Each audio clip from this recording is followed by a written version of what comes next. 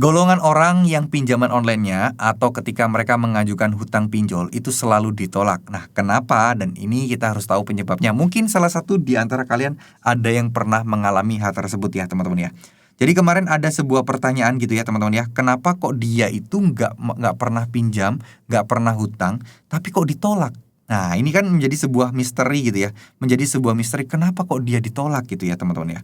Padahal kan harusnya dia kan kayak harusnya nggak pernah minjam kan berarti nggak punya histori yang buruk. Harusnya dia punya histori yang bagus-bagus, yang baik-baik, dan track recordnya harusnya kan jelas karena nggak ada cacatnya, misalnya seperti itu. Tapi kenyataannya adalah semakin kalian jarang menggunakan aplikasi pinjol, utangan, kreditan, itu juga termasuk salah satu semakin susah untuk ditolak. Semakin susah untuk diterima. Dan rata-rata kebanyakan teman-teman akan ditolak. Kok bisa? Karena tidak ada histori, teman-teman. Jadi, tim analis itu membutuhkan sebuah data.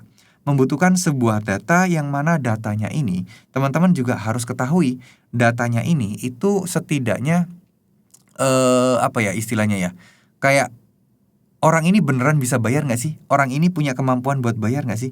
Itu yang paling penting, teman-teman. Nah, masalahnya kalau kalian belum pernah pinjam, mereka tidak menemukan data itu. Makanya ini akan menjadi salah satu parameter bahwa ya orang yang nggak pernah ngutang dan nggak pernah pinjam sama sekali, itu mereka akan kesulitan gitu ya. Itu mereka akan kesulitan untuk mendapatkan pencairan.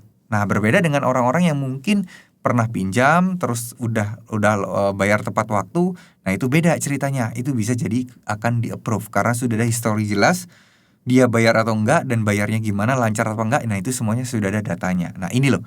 Ini yang menjadi salah satu penyebabnya. Ya, kalau misalnya kalian belum pernah utang sama sekali ditolak, ya itu jadi wajar jadinya.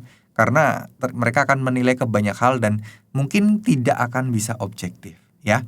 Jadi seperti itu. Nah, apalagi buat teman-teman yang mungkin sering telat bayar, udah pasti akan ditolak. Pernah telat bayar 1 kali, 2 kali, kemungkinan besar akan ditolak. Tapi biasanya ada pinjol-pinjol tertentu yang memaklumkan hal itu dan meloloskan orang yang dengan kriteria seperti itu. Jadi, ya buat saya pribadi sih, kalau misalnya ditolak ya udah berarti kalian terselamatkan dari hutang pinjol, kalian terselamatkan dari hutang riba. Gak usah takut, tetap tenang ya. Insya Allah semuanya akan baik-baik saja. Terima kasih. Wassalamualaikum warahmatullahi wabarakatuh.